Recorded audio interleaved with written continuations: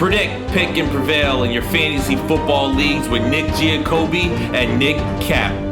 From breakouts to busts, superstars to sleepers, these are the guys that will help you achieve fantasy glory.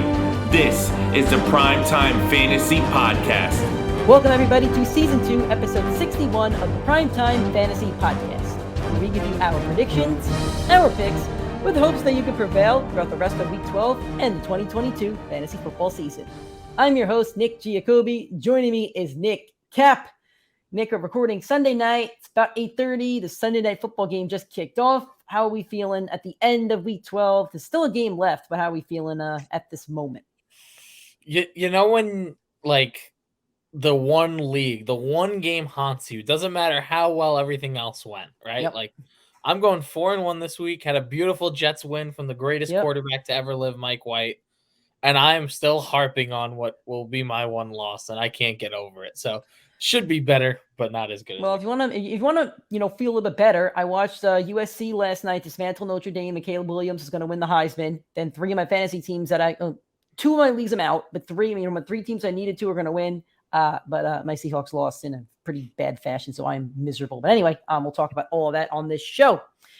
If this is your first time listening to us, thank you so much. If you watched that live stream yesterday on Sunday at 8:30 a.m., we do it every Sunday. If you did watch this week's, thank you so much for that. If you're a first-time viewer on the weekly shows, welcome. This is our Monday show. We do Mondays, Tuesdays, Thursdays, and Fridays, plus the live. On the Monday show, we give you injury updates that we have as of Sunday night. We go through each game on Sunday, give you our biggest takeaways, and then we end the show with a Monday Night Football preview with projections for each of the star players. You can find those shows on all audio streaming platforms, Apple Podcasts, Spotify, Google Podcasts, and Anchor. If you're on iTunes or Spotify, please give us a 5-star rating and a review. If you'd rather watch and listen to the show, go to YouTube, PrimeTime Fantasy Podcast, hit the subscribe button. If you're watching this video, drop a like on it. Drop a like on any video that you watch. Share the links. Tell your friends, tell your league mates. Share the love of the PrimeTime Fantasy Podcast. Keep connecting with us on social media, PrimeTimeFFPod on Twitter, Instagram, and TikTok, then PrimeTime Fantasy Podcast on Facebook and YouTube. Injury updates and some news. First off, Travis Etienne left the game in the first quarter, scoring only 0.3 fantasy points, I think, or something like that. It was a foot injury. He did come out. He went to the locker room, then he came back, and he was like jogging on the sidelines. He was doing cuts. He didn't go back in, but it seemed like there was a slight chance he probably could, but he didn't. After the game, he did say he's going to be straight for next week, which basically says to me he's going to be good for next week. I haven't looked at the schedule yet, so I'm not sure who they're facing next week. But Michael Hasty looked okay. He got a lot of workload, and then Darrell Henderson was a healthy scratch because, picked up off waivers and did not obviously know the playbook yet. So there'll be some competition next week. Are you worried at all about Etienne, or do you think this is something minor that his role shouldn't change? If he's out there, you're still playing him. I don't like the response of I'm going to be good to go next week. Like, he played I think it was 2 or 3 plays before his game was done. When that happens, that's not a good sign to get ruled out that early to say, I'll be back next week, right? Like, I don't have as much promise that he'll be good to go next week, but if he's out there, I'm still playing him. In the meantime, I think Darrell Henderson, JaMychal Hasty, it's going to be a little interesting one because you'll probably get one of them for next week, I would assume, unless if Etienne truly is healthy for next week. But I don't know, man. This is an interesting one. I think we're going to have to find out more news as the week goes on. Yeah, and it's a really great matchup next week against the Lions, so we'll wait and see on that. Wow. Darnell Mooney had an ankle injury. He went down in the third quarter and didn't return. I did not see an update on him, which is probably a good thing, but I guess we'll see what happens in the next day or two. Michael Carter had an ankle injury. He left in the third quarter. Zonovan Knight, that's an awesome football name, by the way, got the bulk of the carries after that and had a pretty solid fantasy day. Do you think this changes Michael Carter's role going forward? How do you really judge the Jets backfield over there? Because honestly, I have no opinions except that I don't want to play a Jets running back right now. My opinion is pretty straightforward. Like, if Carter's out there, he's the RB1. If he's not, Zonovan Knight's going to be a very interesting waiver guy to talk about on tomorrow's episode of the podcast because running backs for the Jets, they are a run-first team. I know Mike White had 300 yards and 3 touchdowns. With Mike White, they're not a run-first team, I don't think. I think they're a pass-first team. I don't know. With Mike White, they were a pass-first team. Well, we'll see.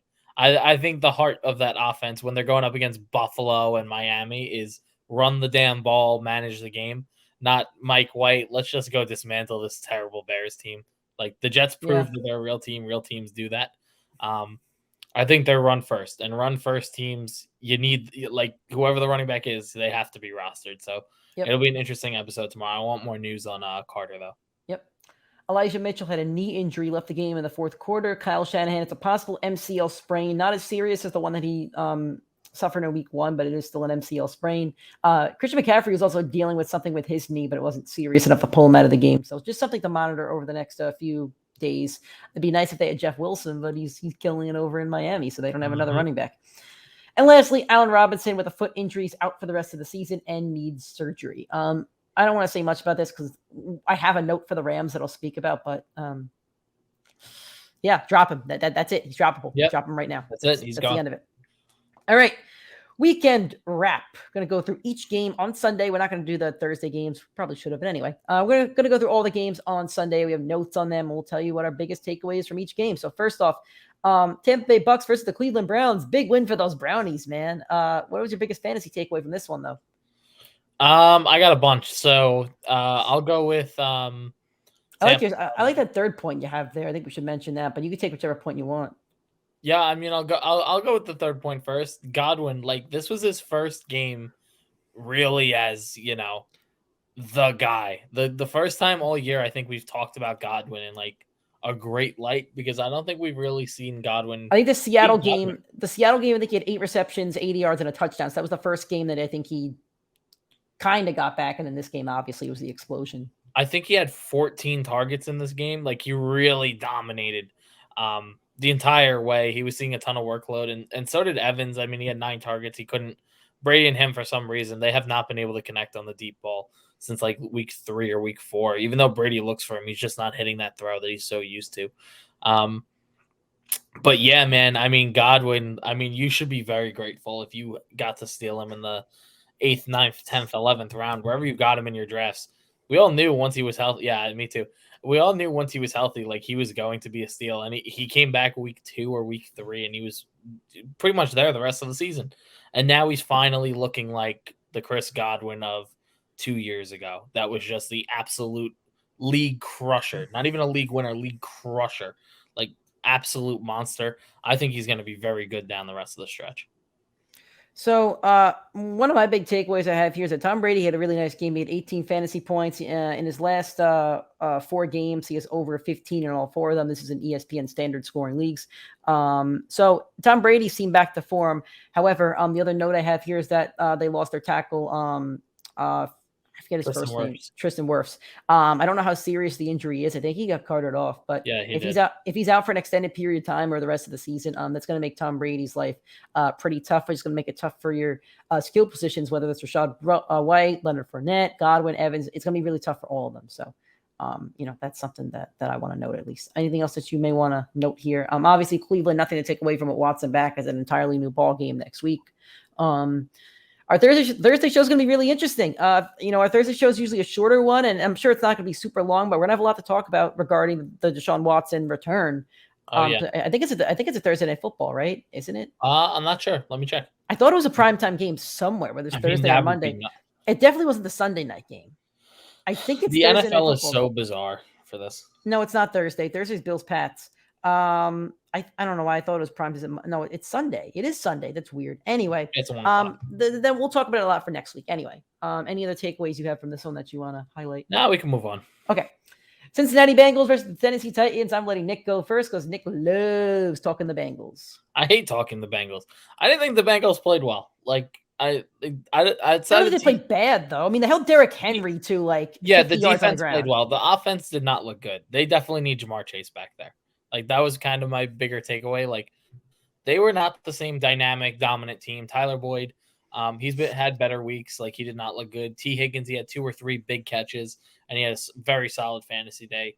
I think T. Higgins had 7 receptions for 114 and a touchdown. I think. Listen, I agree with everything you just stated. The offense was just okay. Tyler Boyd did not have a great game, but I think you got to cut Higgins some slack there. He had an excellent game. He made every catch. I know. He had one drop. He had an excellent game. He had two major catches that made up the bulk of his fantasy points, though. Like, I hate saying exclude these 1 or this 2 because like you can't. I don't think you could say that because you could say that for any player. I don't think you can. I know.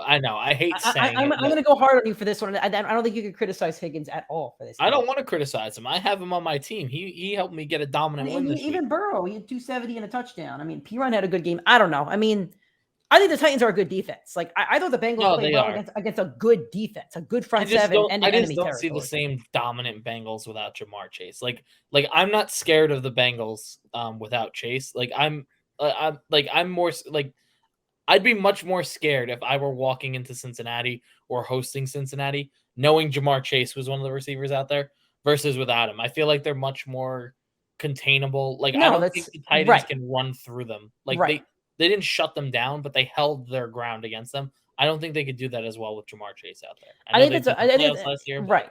I think that's a very fair point, but that's for any team. Yeah. That's for any team you could say that for. If Stafford was healthy, the Rams without Cooper Kupp are a totally different team out there. The Justin Jefferson off the Vikings, they're not in the playoffs, I don't think. So, I think you're completely right about that. I think they stood their ground, and I think it was a gutsy win.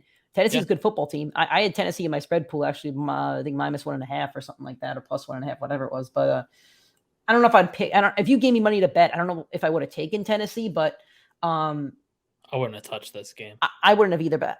I don't like Tennessee. I said it on the podcast. I don't like Tennessee, but Vrabel's a good coach. He gets the most out of his players, and they find a way to win football games. So I do want to give them some credit there. My 2 points. We were busting the Bengals running backs. I was pretty hard on Samaje Perine, and he had a pretty decent game. He had 56 yards on the ground plus a touchdown. Then he had 4 receptions for 35 yards. It's 16, 17 fantasy points. So if you picked him up off the waiver wire, you got a pretty solid start out of that. And Treylon Burks, I don't know how many leagues he's owned in right now. If it's less than 50%, he might be my number 1 waiver target for this week. 4 receptions, 70 yards. I believe this is back-to-back weeks now. He has over 15 fantasy points. Robert Woods is not the guy over there. It's the guy that they drafted, and that they traded up for him, so it makes sense.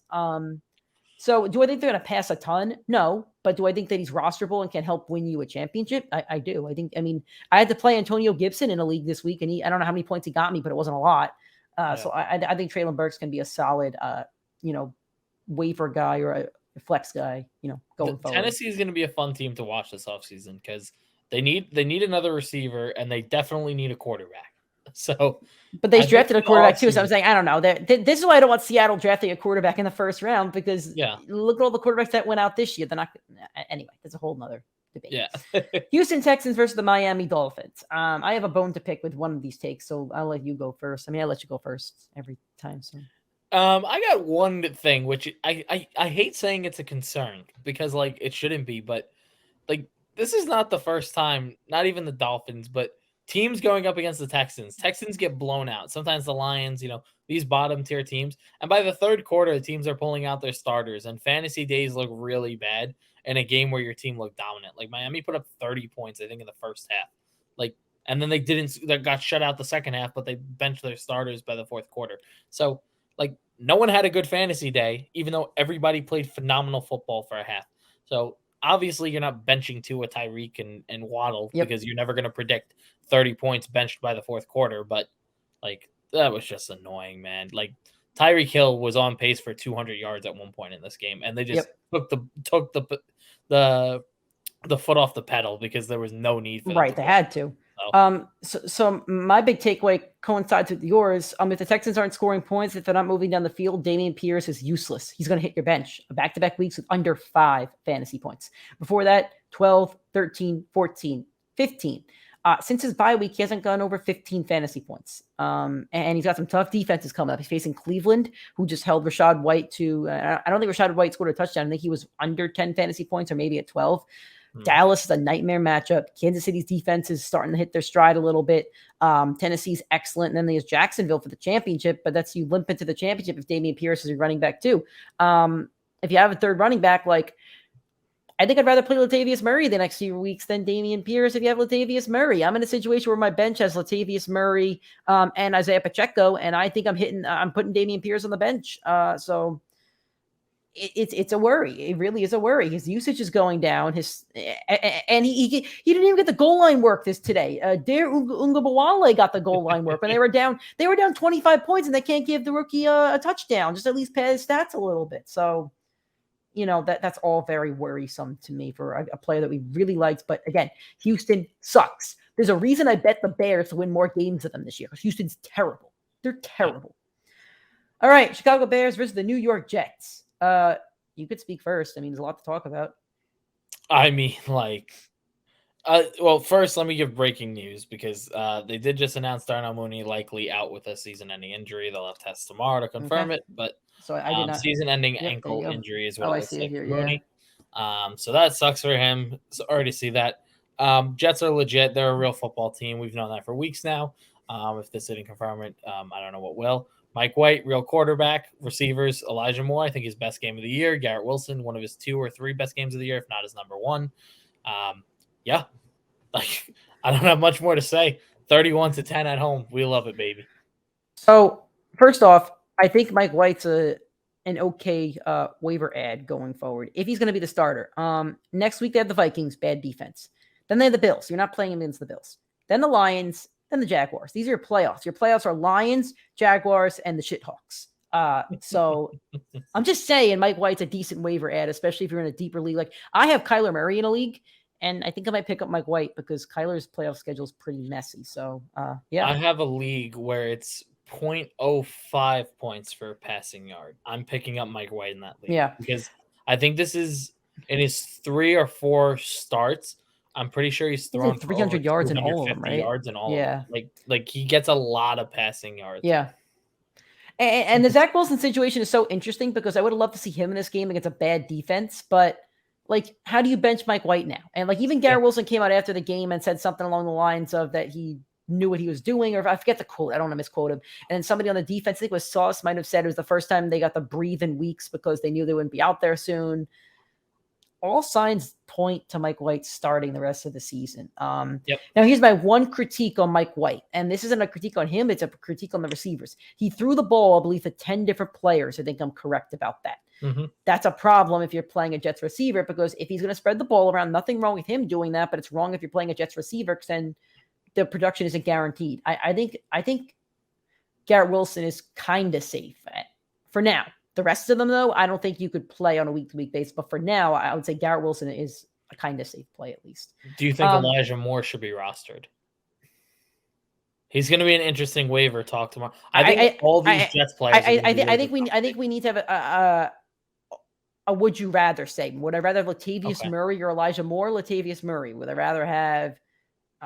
You'd have to give me. You have to drop Allen Robinson. Elijah Moore sitting on your waiver wire. Who else is on my waiver wire? I need to know who else is there. Yeah, I mean, we'll go through the waivers. That's what I'm saying. I don't think he's a bad waiver ad, but I'm not jumping at him. I'm not. If I'm the last in my league and I have my first waiver, I'm not jumping at the fact about getting Elijah Moore. If that makes sense. Okay. Now Treylon Burks, I would jump at the fact to get. I would rather have Treylon Burks than Elijah Moore. On the waiver wire. Okay. My other takeaway. Without Justin Fields, the Bears players are unplayable. You could still put Montgomery in your lineup, but obviously Mooney's out with an injury. Kmet is nothing. Chase Claypool, he catch jump balls, but that's about it. So yeah, that's it. You can't play your Bears if Justin Fields is not on the field. Alrighty, Atlanta Falcons versus the Washington Commanders. So what do you got? You take this one first. Brian Robinson's the clear running back 1 to me. 18 for 105, 2 receptions. It feels like they've wanted him to be the running back 1 all season. I can't tell you if he's better than Gibson from a talent standpoint, but he's definitely getting more work. Even in the receiving game, it seems like he's getting more work. So I wouldn't run to drop Antonio Gibson, but if you're in a league with like a 6-man bench and you could get somebody off the waiver wire, I wouldn't hate it. So yeah. You're up. What do you got? I just feel like I learned nothing from the game outside of that running situation. I mean, yeah, everything on Atlanta's side of the ball is an absolute nightmare. I know we have in the notes Algier and Cordell Patterson. Like they both had 11 carries, both had like 50 yards. They're identical. That offense sucks. And you know what's even worse? Mariota does a bootleg to an open tight end. It's just like, haha, Kyle Pitts owners who couldn't do that the entire year. So they're a very fantasy unfriendly team at the moment. And then Washington, it's like, we both said that Washington will probably walk out of this game with a win. They'll look good. And no one looked good for fantasy outside of Brian Robinson. So it's like, all right, like whatever. Feel like I learned nothing from it. Here's one for you. Stash or trash tomorrow, Curtis Samuel. I think he's going to be dropped in a lot of leagues. Yeah, I never got it. I like Jahan Dotson. He's owned in 70, but Jahan Dotson, I don't think had a target this game or didn't have a reception. So again, I don't feel like he's the second best receiver on the team. That's no, I get it. Right. Alrighty. Denver Broncos versus Carolina Panthers. Let's ride to the third pick in the draft. Wow. Let's ride. Horrendous. Let's ride. Sam Darnold beat Russell Wilson. Sam Darnold with a bottom 5 roster beat Russell Wilson. Man, that's pathetic. That's rough, man. Must really suck to be a Denver fan and know that in 2025, your cap hit's going to be $36 million, whether you cut him or not. That sucks. Couldn't be me. Definitely couldn't be me. I got Geno. From a fantasy standpoint, though, what's your biggest takeaway? I got to tell you, Nick. Do you see my first note, by the way? I do. I'm laughing just looking at it. I was laughing at it, too. It says Broncos are hilariously bad. It's just fun to laugh at them. Like the conversation I had on the Sunday show. I don't hate the Broncos. I don't hate Russell Wilson. But it is so much fun to dog on them right now. It's more fun than dogging on the Jets. It's more fun than dogging on the Browns. It's more fun than dogging on the Knicks. What's another really bad team? It's more fun than dogging on the Yankees when they lose in the playoffs. The Lions, like it's more fun than dogging on anybody right now is dogging on Russell Wilson and the Broncos. It's so much fun. It's the most fun thing in sports at the moment. I got to tell you, Nick, I've been on the Courtland Sutton train all year. I got to be honest, when I was like watching my ESPN, I was just praying he could get to double digits the entire time. And he did. He finished with 13.5. He hit his projection barely. Yep. I think I'm hopping off the Sutton train now. I know I've been on it for so long, but so like, Devontae Adams, I mean, this was the first time where I was watching the game and I was like, wow, like I'm praying he could just be average. And like, you know what's crazy? It's just like they had somebody tweeted it earlier. They said, so where did the Russell Wilson and Courtland Sutton connection go? It disappeared. It was there before the Russell Wilson injury, and it's not there anymore. They had it. This is my problem too. It's like Sutton hasn't even been bad. Like he had a 3-week stretch of 4-5-3. They got the bye week. Nick, I think you lagged there. Nick, I would repeat that point. I think you lagged there. So I heard Sutton, and then that was it. Sutton had a 3-week bad stretch going Chargers, Jets, and Jacksonville. Was that with Russell? But that's without Russell Wilson, though. No. Those were 2 of them were with Russ. One of them wasn't. The Jets game definitely wasn't. The Jets wasn't. The other 2 were. Okay. Outside of that, the other 8 games, he doesn't have a single one over 20, and none of them are under 11. So he's been a very consistent model for wide receiver, but it just feels so scary every week. Just, can you please get to 10? And he does it, but it's just scary. Like, well, he get the 10, but then they're not scoring touchdowns. Because there's no upside now. Like the whole point was, right. It's almost like he has 0% chance at a touchdown. Say that one more time. I was lagging. Yeah, we're getting bad audio here, guys. So we do apologize for that. I'm not gonna be able to cut all this up. But anyway, I said it almost feels like there's 0% chance of a touchdown every week. It feels like Kyle Pitts, where you're praying for a touchdown almost. But this was my whole point about Sutton before the year, right? Like, my whole point was that this is his floor. Russell Wilson gives him such a high ceiling. And the problem is he's hitting his floor that I thought he would have, but his floor is a lot lower. And his ceiling is so low because Russell Wilson's been horrendous. The Broncos have been horrendous. I mean, like, once again, like, I don't even want to say I learned anything from this week because I just learned it's the same old Broncos. Oh, what I learned is that when Latavius Murray is the running back 1, no Melvin Gordon, no Chase Edmonds, he's a must play every week. He had 90 yards, didn't get in the end zone, but I mean, I think he had 12 fantasy points, a couple receptions and 90 yards. I mean, that's a good fantasy play every week, and he's going to have a chance at an end zone almost every week. Yeah. I'd rather bet a Latavius Murray touchdown every week than a Courtland Sutton touchdown or a Russell Wilson touchdown at that point. I agree with that. So I think that's the bigger problem. And your Courtland Sutton take made sense before the season, but nobody could project that Russell Wilson was going to have, I think, the biggest like nosedive of a quarterback ever. I want to say, like, this is. There was only one person that predicted it. It was Nick Wright. Nick Wright said Russell Wilson sucks. He has not been good. You have not seen a true defining Hall of Fame career moment since the Legion of Boom years in Seattle. Yeah. So I'll give him credit for that. But All right, and my last note here is that Sam Darnold might be the best quarterback for Carolina. He cut up that Denver defense, and DJ Moore had almost 100 yards. So we'll see where that goes going forward. But there you go. All right, the Baltimore Ravens versus the Jacksonville Jaguars. What is your big takeaway from this one? Don't panic about Christian Kirk. He had a ton of targets, not a lot of catches. It's an outlier for what he's done for this entire season. And Zay Jones just got the bulk of it. And however, Zay Jones just put up his best career day. He has to be rostered. I think he's rostered in a good chunk of leagues, but he absolutely needs to be rostered. You cannot turn away a guy that just put up, I think it was 14 or 15. 11 for 145. I think he had a touchdown too. Yeah, so you can't put him away now. Like, he has to be owned. And also, good on Trevor Lawrence, man. Fourth quarter, lights out. Good on him. Really good on him. I don't want to say I'm an anti-Trevor guy, but he's another one I just like to laugh at almost, kind of. You didn't like him before. Like, you didn't think he would pan out. So it's good to see him actually. I did tell Nick before that draft when Nick was very upset that the Jets would not be getting him, that I didn't think he was a super duper all-star prospect that was going to change a team. I will give Nick this props. Probably the most impressive call I think I've ever seen in sports. All 5 quarterbacks from that class, that first round, he said not a single one of them would pan out. And I don't think a single one of them looks like they're going to be a starter in 3 years. Maybe Trevor. Yeah. But Zach's already gone. Max been benched for Bailey. Trey Lance, we don't know what his career is after if Jimmy Garoppolo goes on the Super Bowl type run. And Justin Fields looks like a good runner, but we've seen the bad decision. So I've said this to Nick, but this is why I don't want the Seahawks to draft a quarterback next year with that Denver pick, because it's so unpredictable unless you really, really like a prospect. I'm talking like you love this prospect. I think you go get him, but I don't want them to take a quarterback just for the sake of taking a quarterback. And I think that's what a lot of teams do wrong. Look at the Lions. The Lions have not drafted a quarterback yet. Their defense is atrocious. They definitely need some defensive help, but the line is solid. Amon-Ra's a stud. They have running backs there. I think if they took a quarterback that like next year, I think that's a much better situation than if they take a quarterback last year. And you know what? The Jets may have messed up by taking Zach Wilson, but the Jets are set up nicely if they, let's say there's a quarterback that gets to pick 22 or wherever they pick, Patrick Mahomes got to pick 10, I think. There's been quarterbacks drafted around 22 that have been solid. So Jets are going with a veteran.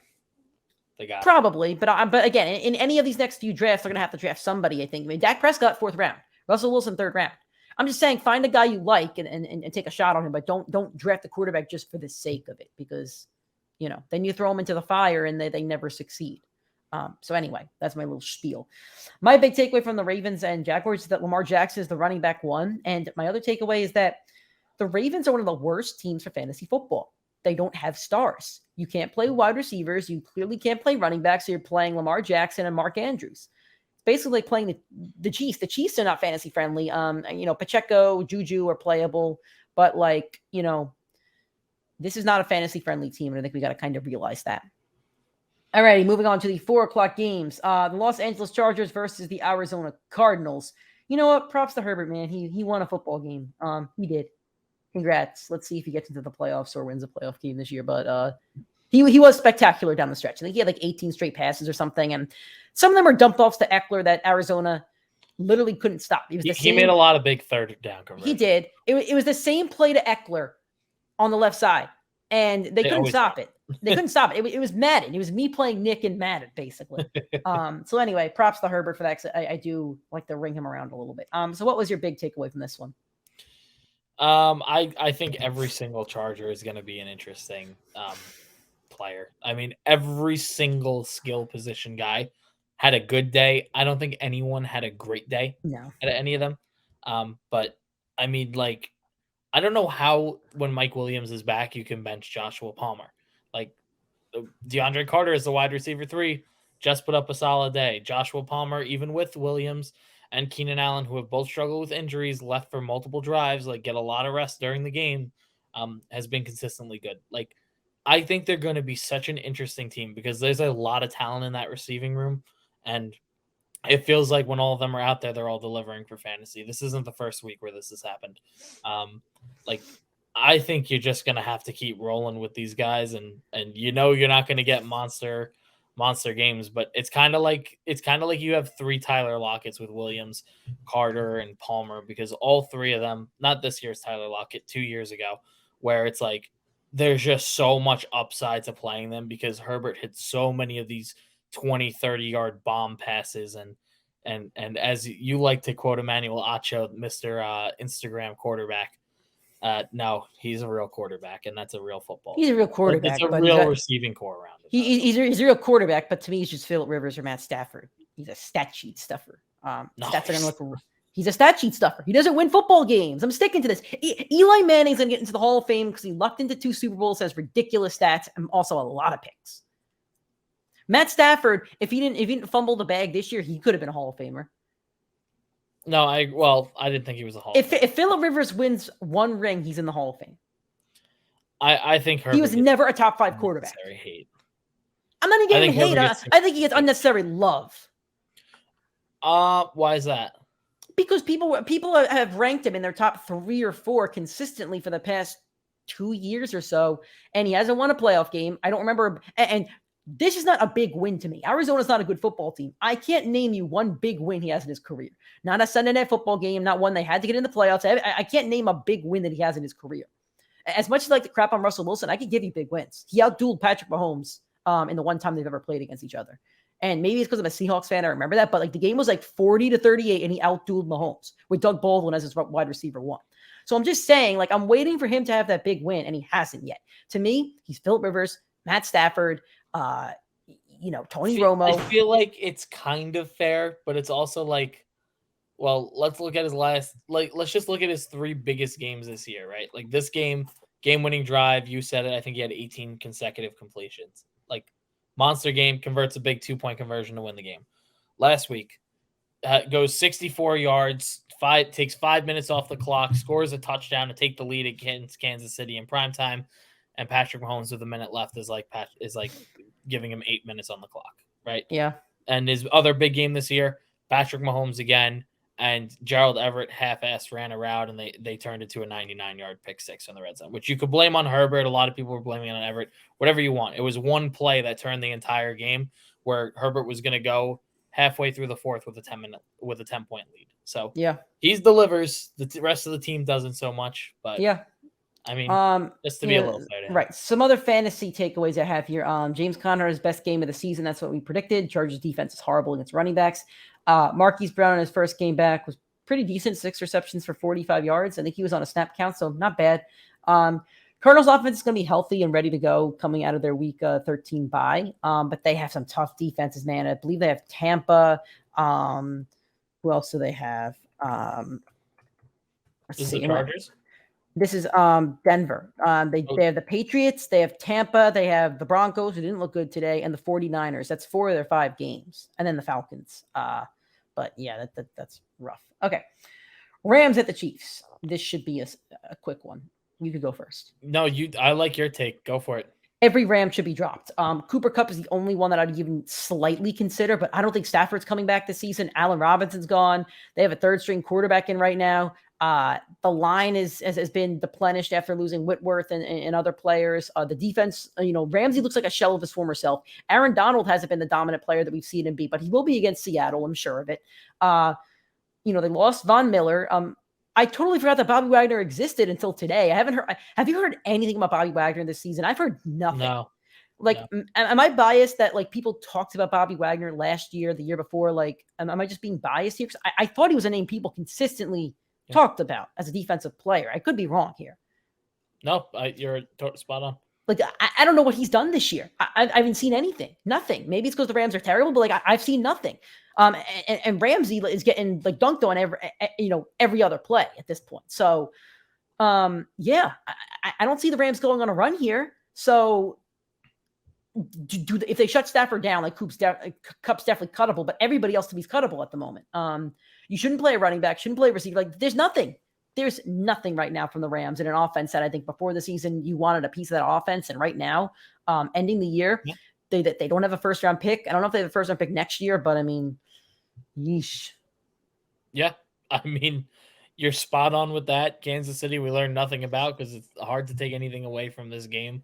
The only Ram I am rostering is the Rams defense for week 16 when they get to host Denver. That's it. That's literally the only Ram I'm rostering now. Okay. All righty. The Saints versus the 49ers. What's your big takeaway from this one? Mine goes to the 49ers entirely. First off, I hate the 49ers. I hate Kyle Shanahan. Nick, all the pain you've been talking about it with how much you hate him. Yep, I get it. Christian McCaffrey had the worst singular fantasy game in a game where he has not gotten injured since his rookie year. First off, kudos to Christian McCaffrey because that means he's gotten like 10 plus fantasy points in every game of his career outside of the injuries. And also, like, why is Elijah Mitchell out there so much? I know he was a little dinged up, but like this was the exact problem we had with the 49ers and their offense. Like there's so many mouths to feed. And in a game like this, where the Saints clearly they didn't outmatch them on defense, but were clearly better than some of the teams they faced. Like nobody delivered for fantasy. Yep. Nobody had a good game. I think Jennings and then did. On the flip side, wide receiver 3 Jennings. Yeah, exactly. Right, like none of the guys you'd consider starting unless if you're in a 16 or 32 man league. And then on the other side of the ball, like I don't know how you're not terrified of facing this 49ers defense. They're like, I know it's the Saints and Andy Dalton, but this Saints team is putting up like 20, 25, 30 points consistently against like average to above average defenses, and San Francisco just walked in there and shut them out. Like that is a very scary defense. And San Francisco's rest of season schedule, let me pull it up real quick, but there's definitely going to be some stars you're going to want to fade in some of those matchups. I'm sure they'll wind up on some of our all bust teams, but that defense has been way too good to ride it. So next week, Miami, you're not fading anyone. Tampa, you're not fading anyone. Then you get Seattle, Washington, and Vegas. Like that's your playoff run. There's not a lot of, Seattle, I'm still going to roll out Lockett and DK if I have to. Washington, I'm not comfortable playing anybody there. And then Vegas, outside of Devontae Adams, who are you going to trust? Like, Jacobs too. We'll get into Jacobs shortly, but like, it's a nightmare. Yep. By the way, guess who did not have double-digit fantasy points? George Kittle. Mr. George Kittle. The stat lives on. Streak lives. Let's see. Who do the Saints have next week? Here's a preview of Nick's old bust team. Let's see. Saints schedule next week. The bust candidate is whoever's playing for the Bucs. I don't know who the tight end is. Doesn't matter. They're going on the bus. I got to keep the trend. Kate Otten, baby. There we go. Kate Otten's getting busted. All right. The Las Vegas Raiders against the Seattle Seahawks. You can go. You give me my chance. Take yourself. Listen, Pete Carroll, right? He's not a bad coach. I have to rescind that statement that I made, but this is a typical Pete Carroll game. Defense looked atrocious, and it's looked atrocious for a couple weeks. Some really bad decisions. Obviously in overtime, the second and 5, you run the ball to Ken Walker, looks really bad. And not chipping Max Crosby after he had just mauled you before regulation. Jacobs fumbled, by the way. It was really ridiculous that it wasn't ruled a fumble. They said that they couldn't challenge it due to forward progress being stopped, but the whistle wasn't even blown until the ball was in the Seattle player's hands. So don't really love that one. Don't love that they took 10 minutes to review a DK catch, then ruled it incomplete. If you're going to do that, do it with every single catch at this point because the ball is usually moving. I'm not saying it was a catch, but what I'm saying is there was definitely not conclusive evidence. But very, very weird that those two things happened in a span of 3 minutes. Bad loss for the Hawks. From a fantasy standpoint, Geno still looked pretty good. I don't know how many points he had, but he had the one bad pick. But aside from that, I think he had 2 touchdowns and 250 yards. So solid day for Geno. Lockett had the touchdown that saved his day. DK had a solid day. Kenneth Walker looked bad on the ground, but he had 2 touchdowns that saved his day from a fantasy perspective, but definitely his worst game, since then. And lastly, Seattle's defense stinks out loud really bad. They're still a really bad defense. They had a stretch there where they look better, and I think they just faced some bad offenses, and they still look really bad.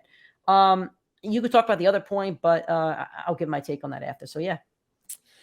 Josh Jacobs, he just had his most dominant day of the season. His career, maybe. Probably the best game of his career. 230 rushing yards, 2 touchdowns. I think like 50 receiving yards, right? 75 receiving yards. Like, that's pretty much 300, over 300 all-purpose yards on the day. And you want to know the craziest and scariest part about it? He had an 86-yard run to end it in overtime. Before that run, he was the player 1 on the week. He was the highest scoring player before scoring the 86-yard touchdown. So Kudos to you. Kudos to Josh McDaniels finally using you right. And then on the scary part, next week, Chargers, extremely favorable. Rams, I'm assuming Aaron Donald will be playing. Will Rams be tough. suck. I don't care. The Rams suck. I don't care. They're bad. I'm Do you not want to hear believing his the Rams. playoff schedule? I'm looking at it right now. It's not great. Well, New England, Pittsburgh, San Francisco. Yeah. Pitt, they could run on, but New England and San Francisco is going to be kind of rough. Oh, he's going to break a lot of hearts in fantasy in one of those weeks. Yep. There's no way he's going to put together and you have a 3-week stretch of being good. Yep. Especially with Josh McDaniels. I mean, it's going to be interesting, Josh McDaniels versus Belichick. Like, does Belichick know McDaniels better, or does McDaniels know Belichick's defense better, right? Like, it'll be fun. And I'm just saying, last 2 games they won, Jacob said over 20 carries. So after my rant, they're winning football games now. So kudos to me for, helping out Josh McDaniels. Thanks for listening to the Primetime Fantasy Podcast. All right, Monday Night Football preview. We're going to speak about the Monday Night Football game. Airs tonight. It's the Colts and the Steelers. So let's talk about it. Kenny Pickett is projected 13.5 fantasy points. Over, under. I'm going to go with over. I know that the Colts are pretty good as a defense overall, but to me, Kenny Pickett's looked a lot better the last couple of weeks. I don't think I'm not saying he's a great quarterback, but I'm saying he's been better than a 13-point projection. Under. I don't think they score a lot of points in this one. How about Matt Ryan at 12.7? I'm going to take this one to the moon. I think it's a smash for the over. Yeah, I really like the play here. I think there's absolute value there. Yep. How about Najee Harris at 14.4? I feel like he's only crossed this number like twice. Yeah, he hasn't been great. He did come off his best game of the year. I am going to go slightly over. Jaylen Warren was ruled out for the game, so Najee should be maybe not a 3-down back, but he shouldn't have the fear of a backup running back haunting him over his neck. He's only hit this number once. I'm going under. I'm going to play the odds on this one. A good defense as well. Jonathan Taylor, 19.1. That's a high number. That's a little too high for me. I'm going to go with the under. Yeah, I think he's going to need passing volume to get there. Yeah, I'm no fun. I'm going to hit the under as well on this one. Maybe like 17 or 18. Receivers, Deontay Johnson at 10.2. Great line. They finally got his projection right. I'm going to go with slightly over, but not enough where I still trust starting him. I'm going under if they line him as the wide receiver 1. If he's covered as the wide receiver 1, I'm going under. How about George Pickens, who probably is their wide receiver 1? I think over the last 7 or maybe 8 games, there's only 2 of them where he hasn't hit 14 points. So yeah. I'm going to roll with over. I'll take the numbers there. I'll also go with the over, though I don't love the matchup. Michael Pittman, 13.5. A smash in the over. I think you're getting a Monday Night Miracle. Steelers give up a lot of points to wide receivers. So I'm going to smash the over on Pittman and also Paris Campbell at 10.4. Yep, totally on board with that. And last one, you're not doing a Colts tight end because no. Pat Freiermuth at 12.3.